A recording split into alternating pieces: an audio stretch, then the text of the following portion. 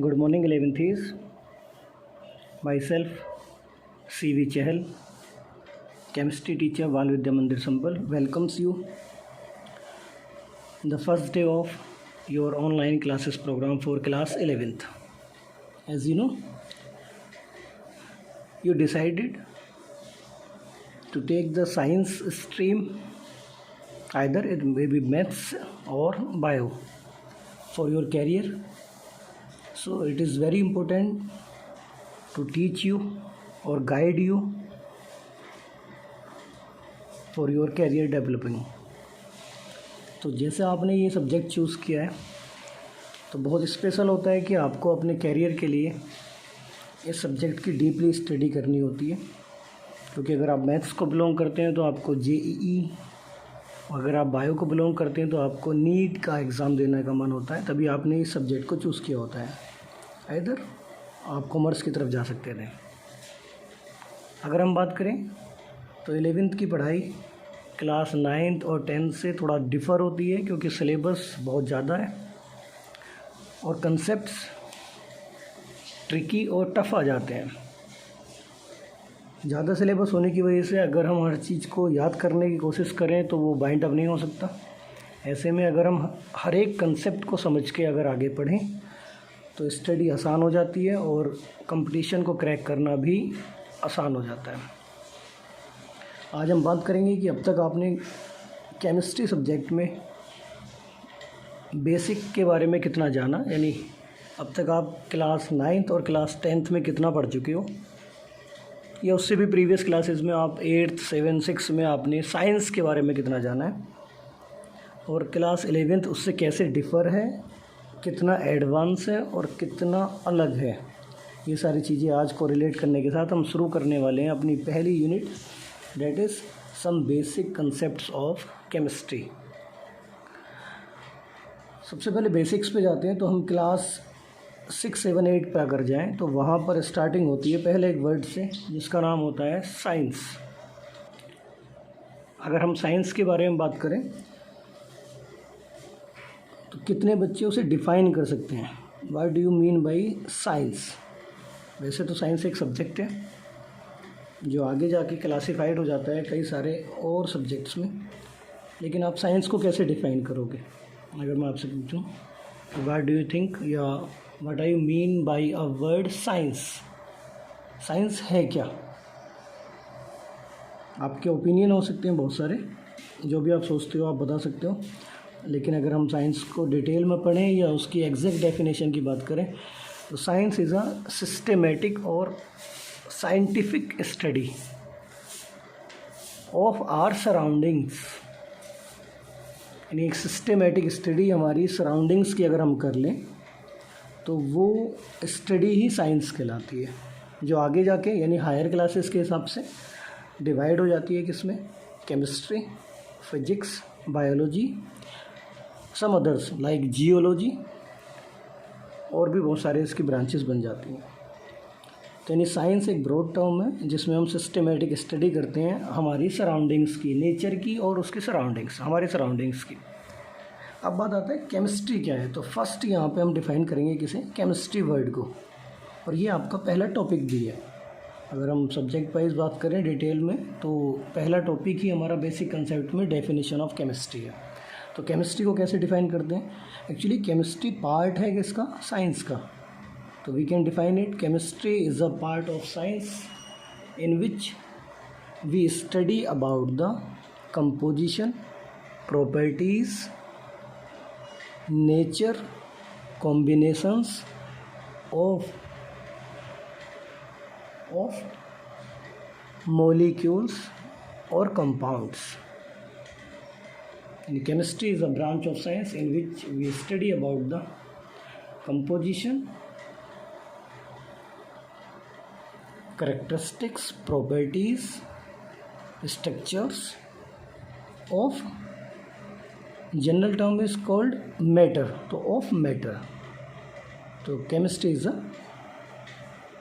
branch of science which is study about the matter, and the next term becomes a matter. So why do you think about matter? I knew you studied about matter in class 9th। अगर हम 9th में बात करें तो आपका 9th में एक chapter था मैटर एंड आवर सराउंडिंग्स। ऐसे ही जब हम क्लास 10th में गए तो वहाँ हमने कई सारी चीज़ें पढ़ी, like acid, basis and salts, like carbon and it's compounds, like metals and non metals. तो ये सब क्या है? ये सब मैटर हैं। तो मैटर को आप डिफाइन कर दो। तो matter is anything that has mass and occupy space. तो it is a second basic term of unit 1। अब हम बात करते हैं हमें पढ़ना कैसे है। एक्चुअली क्लास 11th का सिलेबस या करिकुलम की अगर हम बात करें तो CBSE NCERT करिकुलम को फॉलो करता है, और मैं भी स्ट्रिक्टली अलाउ करता हूँ या परमिट करता हूँ केवल NCERT बुक्स को। लेकिन इसके अलावा अगर आपके पास कोई साइड बुक है आपके एल्डर ब्रदर सिस्टर की तो आप उसे रख सकते हैं। अदरवाइज़ आपको पूरा सिलेबस या पूरा कंप्लीशन केवल NCERT बेस्ड बुक्स या NCERT की किताबों से ही काम चल जाएगा, उसी से पढ़ना चाहिए। तो क्लास 11th NCERT बुक्स में 2 पार्ट होते हैं, पार्ट 1 एंड पार्ट 2। ये सेकेंड पार्ट 1 में हमारी डिफरेंट यूनिट्स हैं। अगर हम बात करें पार्ट 1 की यूनिट्स की तो पार्ट 1 में 7 यूनिट्स हैं। वो यूनिट्स एक दूसरे से कोरिलेट करती हैं, यानी अगर हम सेकंड यूनिट को पढ़ना चाहें तो उसे हम तब तक नहीं समझ सकते जब तक हमने फर्स्ट यूनिट को ना पढ़ा हो। ऐसे ही 6 यूनिट को समझने के लिए 5th यूनिट का पढ़ना ज़रूरी है। तो इसलिए NCERT बुक्स में करिकुलम को उसी तरीके से बनाया गया है जिस ऑर्डर में हम उसे कोरिलेट कर सकते हैं या आपस में एक दूसरे से जोड़ सकते हैं। तो 7 यूनिट्स में जो पहली यूनिट आती है वो यूनिट है आपकी सम बेसिक कंसेप्ट्स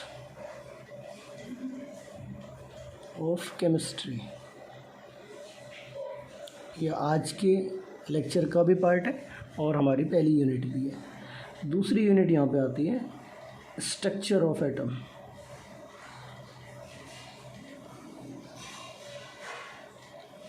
अब ये कैसे कोरिलेट करता है? जब हम बेसिक टर्म की बात करते हैं या बेसिक कंसेप्ट की बात करते हैं तो हम यहाँ वो सारी चीज़ें पढ़ते हैं जो हमने क्लास 9th, क्लास 8th या क्लास 10th में अलग अलग चैप्टर्स में पढ़ रखी थी। यानी वो बेसिक टर्म्स जो वहाँ पर यूज़ हुई थी वो सब यहाँ कंक्लूड होके एक ही चैप्टर में आ जाती हैं जिसे हम यूनिट 1 कहते हैं। अब इस यूनिट 1 से सारे बेसिक टर्म सीखने के बाद हम जाते हैं नेक्स्ट टॉपिक पर या नेक्स्ट यूनिट पर, जो है स्ट्रक्चर ऑफ एटम। यानी एटम जो मैटर का लीस्ट पार्ट है, जो इंडिविजुअल है, जिसे हम फिर आगे ब्रेक नहीं कर सकते, उसका स्ट्रक्चर कैसे होगा। क्या वो डिवाइड होता है? अगर डिवाइड होता है तो उसके सब डिविजिबल या उसके पार्टिकल्स कौन से होते हैं जिनमें वो डिवाइड होता है। तो ये सब हमें कब सीखने को मिलेगा? जब हम जाएंगे किस पे? Structure of atom. तो एटम हमें यहाँ मिलेगा और उसका आगे फर्दर क्लासिफिकेशन इस यूनिट में मिलेगा। अब जब हम एटम, डिफरेंट एटम्स के बारे में जान लेंगे कि एलिमेंट्स के एटम कैसे होते हैं, कैसे बिहेव करते हैं, तो जब बहुत सारे एटम्स या बहुत सारे एलिमेंट्स के बारे में जब हम जान लेते हैं तो उनकी सिस्टमेटिक स्टडी करने के लिए हमें नई यूनिट पे जाना होता है जिसका नाम होता है पीरियोडिक क्लासिफिकेशन।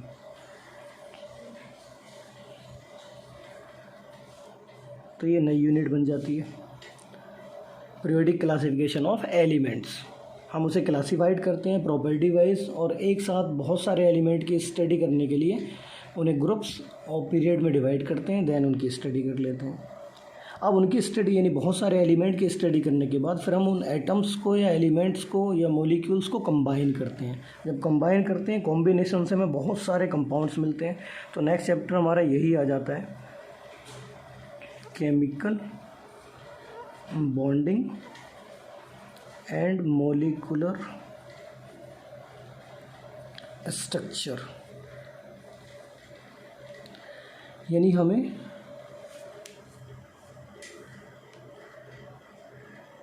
एलिमेंट्स को यानी उनके एटम्स को आपस में क्या करना है? कंबाइन कराना है, और कंबाइन कराने के बाद जब वो केमिकल बॉन्ड फॉर्म करते हैं, ये आपका चैप्टर क्लास 10th की पहली यूनिट में आता है, जो है केमिकल रिएक्शंस एंड इक्वेशंस। तो उसी के बारे में, यानी वो केमिकल रिएक्शंस कैसे होती हैं वो इस टॉपिक के बेस पर होती हैं, केमिकल बॉन्डिंग के बेस पर। और फिर जब बॉन्डिंग हो गई तो बॉन्ड बनने के बाद जो कंपाउंड बना उसका स्ट्रक्चर कैसा होगा वो हमें यहाँ सीखने को मिलेगा कि मॉलिक्यूल कौन सा ज्योमेट्रिकल शेप, कौन सा स्ट्रक्चर एक्वायर करते हैं। तो ये यहाँ आ जाता है। अब इसके आगे जाते हैं। जब हम इतनी चीज़ें सीख लेते हैं तो फिर हम 5th यूनिट पे जाते हैं, जो बताती है कि जब कंपाउंड्स बन रहे हैं जिनका कोई एक पर्टिकुलर स्ट्रक्चर है, वो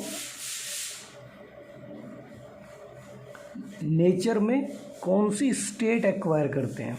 अब आपको स्टेट के बारे में पता है, बेसिक टर्म्स में हमने सीखा भी है कि स्टेट जो होती है मैटर की वो 3 होती हैं, लेकिन यहाँ पे हम डिटेल में जाएंगे तो 5 पढ़ेंगे। कितनी स्टेट होती हैं मैटर की? जनरली 3, लेकिन यहाँ क्लास 11th में हम डिस्कस कर लेंगे 2 और, तो ये टोटल स्टेट बन जाती हैं आपकी 5 स्टेट ऑफ मैटर। अब ये स्टेट क्यों आई? कोई भी सब्सटेंस सॉलिड क्यों है, कोई सब्सटेंस लिक्विड फॉर्म में क्यों जा रहा है, कोई सब्सटेंस गैसियस फॉर्म में क्यों एग्जिस्ट कर रहा है, तो वो सारी बातें तभी सीख सकते हैं जब हमें मॉलिक्यूलर स्ट्रक्चर और बॉन्डिंग का पता हो। तो आप देखते जा रहे हैं कि हर एक यूनिट एक दूसरे से कंटिन्यूटी में है। अगर हम चाहें किसी एक यूनिट को छोड़कर तो वो दूसरी यूनिट में हम नहीं जा सकते। अब जब इतना सीख लिया स्टेट ऑफ मैटर, तो हम नेक्स्ट यूनिट पे जाते हैं, जो बहुत इम्पोर्टेंट यूनिट है, जिसका नाम है थर्मोडायनामिक्स।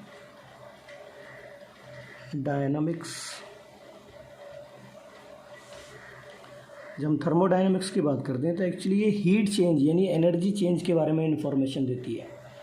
यानी इस यूनिट में हमें जितनी भी हमने केमिकल बॉन्डिंग कराई है, जितने भी स्टेट आए हैं, एक स्टेट दूसरे स्टेट में कन्वर्ट हो रहा है, यानी जितने भी केमिकली फिनोमिनाज कहीं होते हैं तो वहाँ जो एनर्जी या हीट या एंथैल्पी का चेंज होता है, वो सारी एंथैल्पीज़ एनर्जीज़ किस में स्टडी की जाती हैं? थर्मोडायनामिक। अब फॉर एग्ज़ाम्पल इसमें क्या होता है, जैसे हम एक गिलास में पानी लेते हैं, उस गिलास पानी को यानी 1 गिलास वाटर को अगर आप ज़मीन पे फेंक दें तो कुछ देर में वो वेपर में कन्वर्ट हो जाता है। ये आपने पढ़ा भी है, इट इज़ कॉल्ड इवापोरेशन। तो जब इवापोरेशन हुआ तो क्या आपने इसे किया या ऑटोमेटिक हुआ? आप सब जानते हैं ऑटोमेटिक हो जाता है। अब जब वो इवापोरेट होकर वेपर में चला गया यानी गैसियस स्टेट में कन्वर्ट हो जाता है, अब वो आपकी जहाँ भी आपने उस पानी को डाला है, रूम में डाला है या कहाँ भी डाला है, वो वहीं पे एग्जिस्ट कर रहा होता है। आप कितनी भी कोशिश करें, क्या वो वेपर्स जो वहाँ पर घूम रही हैं क्या वापस आपको वो 1 गिलास ऑफ वाटर बना के दे देंगी? तो आंसर है नो। इसका मतलब वेपर अपने आप कन्वर्ट नहीं होती लिक्विड में यानी वाटर में, लेकिन वाटर अपने आप कन्वर्ट होता रहता है किसमें? वेपर में। तो अब ये कैसा फिनोमिना है जो यहाँ वाटर से वेपर में तो जा रहा है बट वेपर से वाटर में नहीं जा रहा। तो ये डायरेक्शन किसकी, इन रिएक्शंस की जो अपनी एक डायरेक्शन होती है, वो सारी बातें भी हमें किसमें मिलती हैं? थर्मोडायनामिक्स। कि कोई रिएक्शन इधर से इधर गई, इधर से इधर नहीं आई, तो ये सब हमें कहाँ सीखने को मिलेगा? Again in thermodynamics. First part की जो लास्ट यूनिट है वो है 7th वन और उसका नाम है इक्विलिब्रियम। इस यूनिट में हम उन रिएक्शंस के बारे में सीखने की कोशिश करेंगे जो दोनों डायरेक्शन में चलती हैं। अभी तक हमने क्या सीखा कि किसी एक स्टेट से दूसरे स्टेट में जाना एक ही डायरेक्शन में होता है, लेकिन अगर कोई ऐसा फिनोमेना भी है जो दोनों डायरेक्शन में होता है तो वहाँ पर यहाँ से यहाँ जाना फॉरवर्ड रिएक्शन, यहाँ से यहाँ आना बैकवर्ड रिएक्शन। अगर ये दोनों एक साथ चल रहे हैं तो ये किसका पार्ट बन जाता है? आपका इक्विलिब्रियम का। और इस इक्विलिब्रियम में हम बहुत डिटेल में पढ़ेंगे एसिड्स के बारे में, बेस के बारे में, सॉल्ट्स के बारे में, हाइड्रोलाइसिस के बारे में, एसिड्स की डिफरेंट डेफिनेशंस, यानी जो हमने क्लास 10th में पढ़ा था एसिड, बेस एंड सॉल्ट, उसका बहुत एडवांस चीज़ें हमें कहाँ देखने को मिलेंगी? इक्विलिब्रियम में।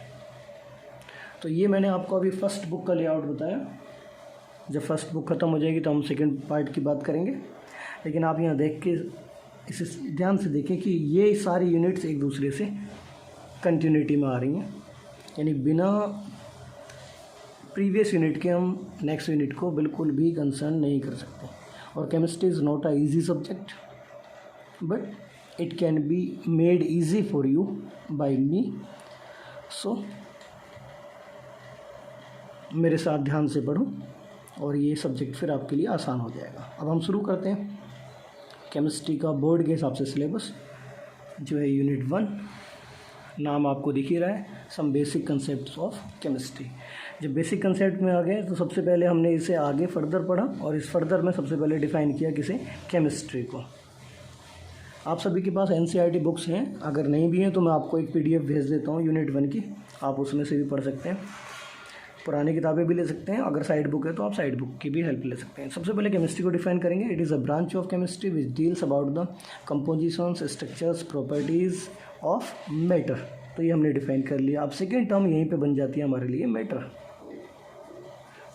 अब मैटर के बारे में भी आपको भी पता है कहाँ से, आपकी प्रीवियस नॉलेज से।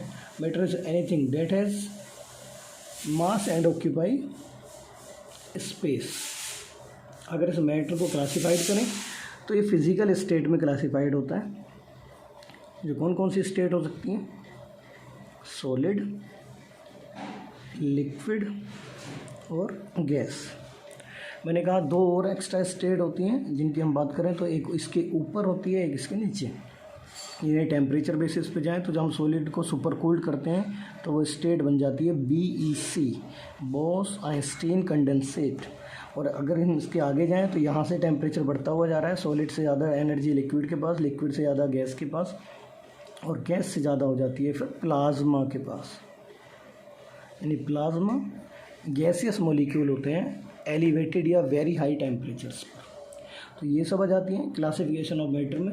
जब हम इस क्लासिफिकेशन को आगे लेके जाते हैं तो यही मैटर का क्लासिफिकेशन केमिकली आगे डिवाइड हो जाता है किसमें, मिक्सचर और प्योर सब्सटेंस में। तो ये आगे केमिकली डिवाइड होता है मिक्सचर में, और दूसरी तरफ दूसरी टर्म बन जाती है प्योर सब्सटेंस।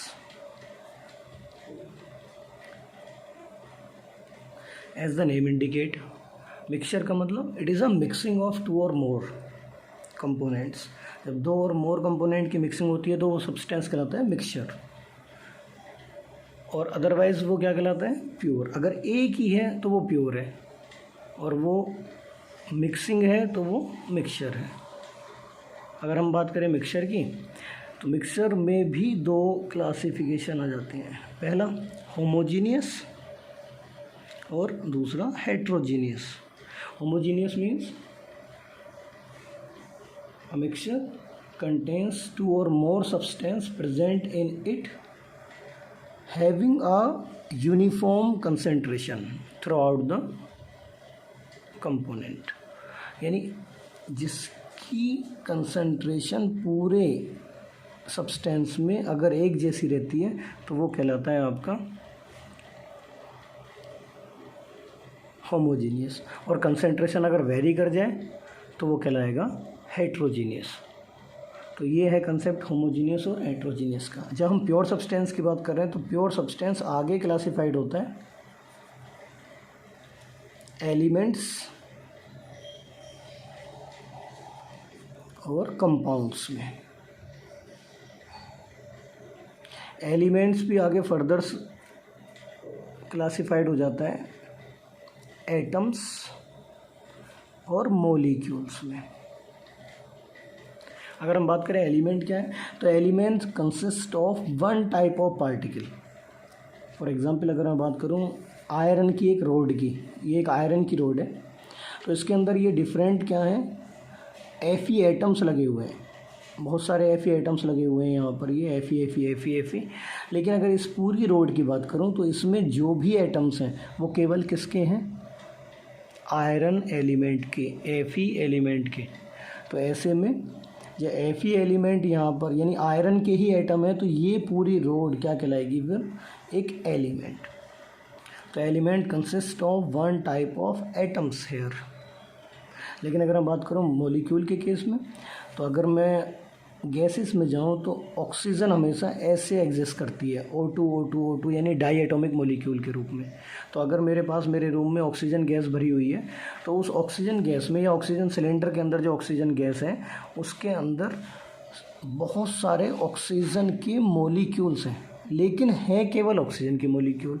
तो वहाँ पर वन टाइप ऑफ क्या है, पार्टिकल्स, और इस बार पार्टिकल एटम ना होके क्या है, मॉलिक्यूल्स। तब भी हम उस पूरे ऑक्सीजन सिलेंडर के अंदर भरी हुई गैस को क्या बोलेंगे, ऑक्सीजन एलिमेंट। ये बेसिक डिफरेंस है।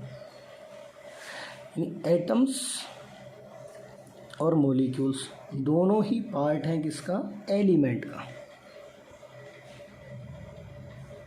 अब एटम्स क्या हैं, एटम्स स्मॉलेस्ट पार्ट हैं मैटर का, यानी कोई भी मैटर जो टिनी पार्टिकल से मिलकर बनता है तो उसका स्मॉलेस्ट पार्ट आते हैं एटम्स, जो डिविजिबल नहीं होते। यस, अब तक आपकी नॉलेज इतना ही कहती है कि एटम्स डिवाइड नहीं होते, वो स्मॉलेस्ट यूनिट हैं। और जब एक ही जैसे एटम्स कहीं पर एग्जिस्ट करते हैं तो दे आर कॉल्ड एलिमेंट। और जब एक ही एलिमेंट के एटम कंबाइन करते हैं दे आर कॉल्ड मॉलिक्यूल। और जब डिफरेंट एलिमेंट कंबाइन करेंगे तो वो कहलाते हैं कंपाउंड्स। तो here you can define atoms is a smallest unit of matter which can not be further divisible. You can write the definition of molecules. When atoms of same element combine together, they form molecule. Now you can define the compound. When two or more atoms of different element combine together in a fixed ratio, definite ratio, they becomes compounds. तो इसी तरह से आपको notes prepare करने हैं, जैसे मैं बता रहा हूँ उसी तरह से आपको स्टडी करनी है। अब हम अगले टॉपिक पे जा रहे हैं जहाँ हम ये सारी चीज़ें सीख सकें कि क्या मिक्सचर है, क्या प्योर है। इसके बाद आगे आता है कुछ बेसिक टर्म्स। कुछ बेसिक टर्म्स में सबसे पहले हम बात करते हैं फिज़िकल क्वांटिटीज़ यानी प्रॉपर्टीज़। जब मैटर की बात की तो मैटर को हम मेजरेबल प्रॉपर्टीज़ में लेके जाते हैं कि कैसे मेज़र करते हैं। और जब किसी भी मैटर के बारे में कोई बात मेज़र की जाती है, जैसे मैं कहूँ यहाँ पे रखा हुआ है ये वाटर और यहाँ पे रखा हुआ है ये हॉट वाटर, तो आपने इसे वाटर और इसे हॉट वाटर किस सेंस में कहा, एक प्रॉपर्टी के बेस में जो मेजरेबल है, और वो प्रॉपर्टी यहाँ पे कहलाती है टेम्परेचर। यानी ये वाला वाटर इस हॉट वाटर से कम टेम्परेचर पे है, तो इसे हमने कहा कोल्ड वाटर या वाटर, और ये क्या है, हॉट वाटर। तो ऐसे में यहाँ पर जो मेजरेबल प्रॉपर्टी है वो है टेम्परेचर। तो ऐसे में कुछ फिज़िकल क्वांटिटीज़ हैं जिनकी बात हम यहाँ करेंगे। वैसे तो फिज़िक्स में पूरी यूनिट यानी पहली यूनिट ही इस चैप्टर को बिलोंग करती है, वहाँ पर आती है आपकी सारी यूनिट्स उसमें आ जाती हैं, लेकिन हमारे यहाँ केवल 7 बेस क्वांटिटीज़ हैं और उनकी यूनिट्स हैं। यानी हम कौन कौन सी मेजरेबल प्रॉपर्टी यूज़ करते हैं। तो सबसे पहली प्रॉपर्टी हम यूज़ करते हैं यहाँ पर लेंथ। दूसरी प्रॉपर्टी यूज़ करते हैं मास। थर्ड वन हम यूज़ करते हैं यहाँ पर टेम्परेचर। फोर्थ वन हम यूज़ करते हैं टाइम। फिफ्थ वन यूज़ करते हैं हम इलेक्ट्रिक करंट।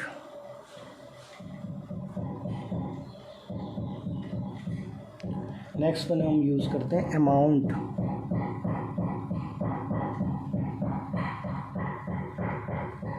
और उसके बाद नेक्स्ट आ जाता है हमारा लुमिनस इंटेंसिटी। अब यहाँ पे जब लेंथ की बात की तो लेंथ का सिंबल जो होता है वो आप सबको पता है, स्मॉल एल। मास का सिंबल जो होता है यानी इस क्वांटिटी यानी इस प्रॉपर्टी का जो सिंबल, मास का सिंबल सबको पता है, स्मॉल एम। टेम्परेचर आप सबको पता है, टेम्परेचर का सिंबल होता है कैपिटल टी। टाइम का symbol small T. Electric current का सिंबल कैपिटल आई। इसके बाद आता है अमाउंट ऑफ सब्सटेंस, जिसे हम प्रेजेंट करते हैं यहाँ पर रिप्रेजेंट करते हैं स्मॉल एन। और लुमिनस इंटेंसिटी को अगेन आई, लेकिन आई के साथ लगा देते हैं सबस्क्रिप्ट में वी, आई वी। अब इन सारी प्रॉपर्टीज़ की यूनिट क्या होती है? तो लेंथ की यूनिट सबको पता है, एसआई हम हमेशा किस यूनिट की बात करते हैं? इंटरनेशनल सिस्टम यानी एसआई यूनिट की। तो इसकी यूनिट होती है मीटर। मास की यूनिट हम लेते हैं यहाँ पर किलोग्राम। वैसे तो बहुत यूनिट है लेकिन एसआई यूनिट किलोग्राम होती है मास की। इसके आगे आता है आपका टेम्परेचर, और टेम्परेचर को हमेशा किस में लिया जाता है केमिस्ट्री में? केल्विन में। टाइम हमेशा आता है सेकेंड में। इलेक्ट्रिक करंट को आप सबको पता है एम्पियर।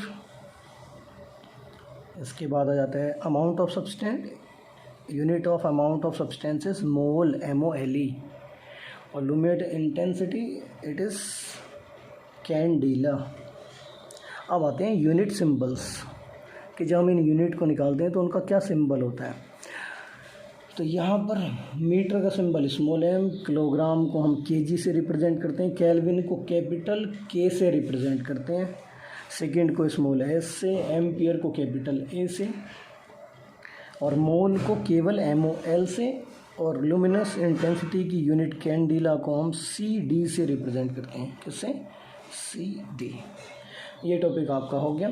इनकी डिफरेंट डेफिनेशंस होती हैं, वो तो सिलेबस में नहीं है, लेकिन हम इन चीज़ों को फिर आगे सीखेंगे। यानी हमारा नेक्स्ट टॉपिक होगा मास, कि मास क्या है, वॉल्यूम क्या है, टेम्परेचर क्या है, डेंसिटी क्या है, वेट क्या है। ये हमारी नई टर्म्स आएंगी, ये हमारे अगले लेक्चर में होगा।